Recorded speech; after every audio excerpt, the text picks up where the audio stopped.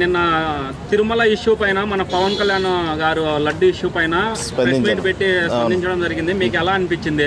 మామూలుగా లేదు, ప్రతి ఒక్కరికి మడతడిపోద్దని చెప్పుడు. ఆ విషయంలో ఎవరైనా తలదూర్చారంటే అది ఎవరైనా కానీ జగన్ అవని రోజా అవని ఇంకెవరైనా కానీ లోపల అడుగు పెడతాకి వీలు లేదు. ఈ మ్యాటర్ తేలేదాకా అక్కడ మీ ప్రభుత్వంలో ఇలా జరిగింది అని అయితే ఆయన అయితే ఫారెన్సిక్ రిపోర్ట్లో కూడా తెలిసిందంట చాలా వరకు వాళ్ళ ప్రభుత్వంలోనే ఇలాంటి దుశ్చర్యలకు పాల్పడ్డారని.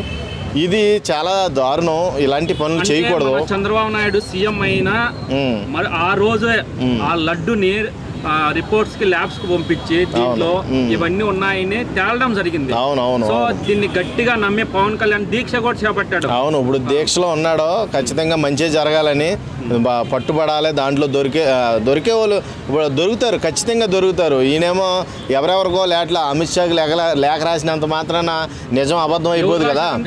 జగన్ గారు ఇప్పుడు అమిత్ షాకి ఏదో నా మీద రూమర్స్ వస్తున్నాయి, ఎలిగేషన్స్ వస్తున్నాయి, ఇలాగా లడ్డు విషయంలో నేనే ఏదో చేసిన పార్టీలు కావాలని ఇరికిస్తున్నాయి నన్ను లోపల వేయడానికి అనేసా కావాలని ఇప్పుడున్న ప్రభుత్వం, ఈ కూటమి ప్రభుత్వం ఏదైతే ఉందో మీ ప్రభుత్వం నన్ను ముంచేద్దాకు చూస్తున్నాయి బాబు. ఈ విషయంలో నాకు న్యాయం జరగాలి, నేను ఏం పాపం చేయలేదు, దేవుడితో నేను ఆటలాడలేదు అన్నాడు. చూద్దాం ఇప్పుడు ఎవరనేది పర్టికులర్గా ఎవరికి తెలియదు కాబట్టి అక్కడ ఇప్పుడు పవన్ కళ్యాణ్ గారు అయితే సీరియస్. ఎవరు అనేది అక్కడ కాదు, యాక్చువల్గా గవర్నమెంట్ ఎవరున్నారో వాళ్ళే బాధ్యత వహించాలి ఖచ్చితంగా. ఇప్పుడు కూటమి ప్రభుత్వం ఉంది కాబట్టి టీడీపీ మన చంద్రబాబు నాయుడు గారు ఉన్నారు కాబట్టి దాని గురించి క్షుణ్ణంగా పరిశీలించాలి, ప్రతి పాయింట్ని తెలుసుకోవాలి, ప్రతి ఒక్కరికి తెలియజెప్పాలి. ఇలాంటి భక్తులతో ఆటలో నుంచి ఇంకొకసారి ఎవరైనా చేయడానికి కూడా భయపడాలన్నమాట. ఆ విధంగా చర్యలు తీసుకోవాలి దీని గురించి. మన డైమండ్ రాని రోజాక్కకు పవన్ కళ్యాణ్ గారు తిరుమల కొండ పైన అడుగు ఫ్యాన్స్ మన టీడీపీ ఖచ్చితంగా మొహమాటం లేదని చెప్పాడు. ఈ విషయం తేలేదాకా తిరుమల తిరుపతిలో నువ్వు అడుగు పెట్టావంటే నీ కాళ్ళు చేతులు ఎరగొడతాననేది సీరియస్ వార్నింగ్ అయితే ఇచ్చాడు రోజాకి. రోజా మటుకి ఏయో ఎలిగేషన్స్ సృష్టిస్తుంది కొత్తగా ఈ లడ్డు గురించి. అసలు ఈ లడ్డు మీ హయాంలోనే తప్పు జరిగిందని అయితే ఇప్పుడున్న అక్కడ మేనేజ్మెంట్ ఎవరైతే ఉన్నారో ఇది వైసీపీ కాలం నుంచి జరుగుతుంది అని కొంతమంది చెప్తున్నారు. 50 రూపాయలకే కొనడము, అర్చన చేయించే నెయ్యిని మాత్రం 1650 కొనడము, మనము ప్రసాదంగా తినే లడ్డూని 250 కేజీ కొనడము, ఇది ఇక్కడే తేలిపోతుంది కదా. అవును ఖచ్చితంగా నీట్గా కనబడుతుంది క్లియర్గా. ప్రతి ఒక్కరు కూడా దీంట్లో దోచేశారు. తిరుమల దేవుడిని అడ్డం పెట్టుకొని తిరుపతి దేవస్థానాన్ని అడ్డం పెట్టుకొని దొంగలు ఎక్కువైపోయారు అన్నమాట.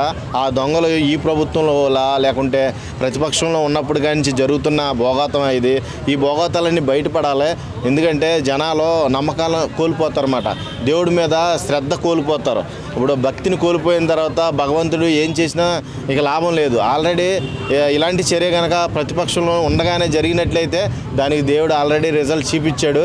ఆ రిజల్ట్లో మీకు తేటతెల్లం అయిందని అయితే నేనైతే అనుకుంటున్నాను. మెయిన్ పాయింట్ మన చిలుకూరు బాలాజీ మెయిన్ ప్రధాన అర్చకులు గారు మార్నింగ్ సో మహాపాపం జరిగిపోయింది ప్రభు అని ఆయన వేడుకుంటూ అక్కడ ర్యాలీ చేయబడుతూ బ్రాహ్మణులు ఏం చేస్తారో, బ్రాహ్మణులు ఆకుకూరలు తిని భక్తి శ్రద్ధలతో వచ్చిన భక్తులకి ప్రసాదాలను పంచిపెట్టి వాళ్ళకి పూజ చేసి వాళ్ళకి అర్చనలు చేసి వాళ్ళకు సుఖక్షేమాలు కోరుకుంటారన్నమాట. అలాంటి బ్రాహ్మణులకి ఈ లడ్డూలో కొవ్వు పెట్టి నువ్వు ఇలా పలహారాన్ని ఖరాబు చేసి నువ్వు అదే అర్చకులతో నువ్వు ప్రజలకి భక్తులకి పంపించేలా చేశారు. ఇది చాలా దరిద్రమైన చర్య అన్నమాట. అందుకే ఆయన ఏడుకుంటున్నాడు, బయటకు వచ్చి ర్యాలీ చేయవలసిన పనే ఉంది. ఎందుకు అంటే ఇలాగా నేను అపవిత్రం అయిపోయాను ప్రభు, ఇలాంటి కొన్ని దుశ్చర్యల వల్ల నాలో ఉన్న భక్తి కాస్త నాశనం అయిపోయింది, నన్ను క్షమించాలి అని వేడుకొని మొక్కుతున్నాడు. బయట విషయం ఆయన చెప్పడం జరిగింది, ఇలా రాజకీయ పార్టీలు మాత్రమే పోరాడితే న్యాయం జరగదు, అందరూ ఏకాగ్రీవంగా వస్తే తప్ప. ఇప్పుడు కూటమి ప్రభుత్వానికి మెయిన్ హెడ్ తలకాయ మన మోడీ గారు ఉన్నారు కాబట్టి ఈ విషయాన్ని సెంట్రల్ నుంచి పరిగణనలోకి తీసుకొని తొందరగా దీని గురించి ఎంక్వైరీ చేసి ప్రతి ఒక్కరు దీని వెనకాల ఉన్న దాగి ఉన్న ప్రతి ఒక్కరిని కూడా బయటికి తీసి వాళ్ళు చేసిన తప్పుల్ని ప్రజల ముందు నిరూపిస్తే చాలా వరకు ఈ ప్రభుత్వం మీద గౌరవం అనేది పెరుగుద్ది. ఖచ్చితంగా ఈ లడ్డు ఒకటే కాదు, ఇంకా ఎన్ని దేవాలయాల్లో ఇలాంటి కల్తీలు జరుగుతున్నాయో ప్రతి ఒక్క చోట కూడా ప్రతి ఒక్క స్ట్రిక్ట్ ఆఫీసర్స్ నియమించి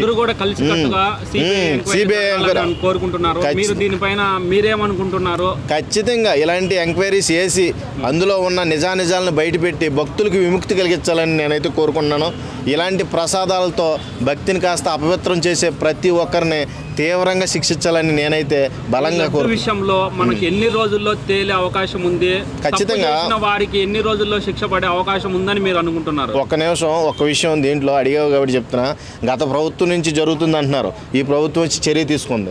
ఇప్పుడు ఈ గత ప్రభుత్వం నుంచి జరుగుతుంది దాదాపుగా 3-4 సంవత్సరాల నుంచి జరుగుతుందన్నమాట. జరుగుతున్న దాన్ని ఈ రోజున కనిపెట్టారు కాబట్టి ఇది దగ్గరగా ఒక సంవత్సరం, ఒక 2-3 నెలలు అయితే టైం పడుతుంది. ఎందుకంటే అది కూడా సెంట్రల్లో ఇన్వాల్వ్మెంట్ ఉంటే, ఇన్వాల్వ్ అయ్యి ప్రతి విషయాన్ని క్షుణ్ణంగా పరిశీలిస్తే తొందరగా అయితే సెటిల్మెంట్ అవుతుందని నా ఉద్దేశం. స్టేట్ గవర్నమెంట్ అయితే ఎక్కడికక్కడే దొంగలు దోపిడీదారులు ఎక్కువ ఉన్నారు కాబట్టి వాళ్ళ వల్ల ఎటువంటి న్యూస్ అయితే బయటకు రాదు. ఎందుకంటే అమ్ముడుపోతారు, లంచాలకు అమ్ముడుపోతారు కాబట్టి దేవస్థానంలో దేవుని కూడా అమ్మేసే రకం జనాలు ఉన్నారు కాబట్టి ఇది సెటిల్మెంట్ అవ్వదు. కాబట్టి తొందరగా ఈ కేంద్ర ప్రభుత్వం పూనుకొని ఈ విషయం మీద తీవ్రంగా స్పందించి ప్రతి ఒక్కరిని గుర్తించి అరెస్ట్ చేయాలని నేను మనస్ఫూర్తిగా కోరుకుంటున్నాను.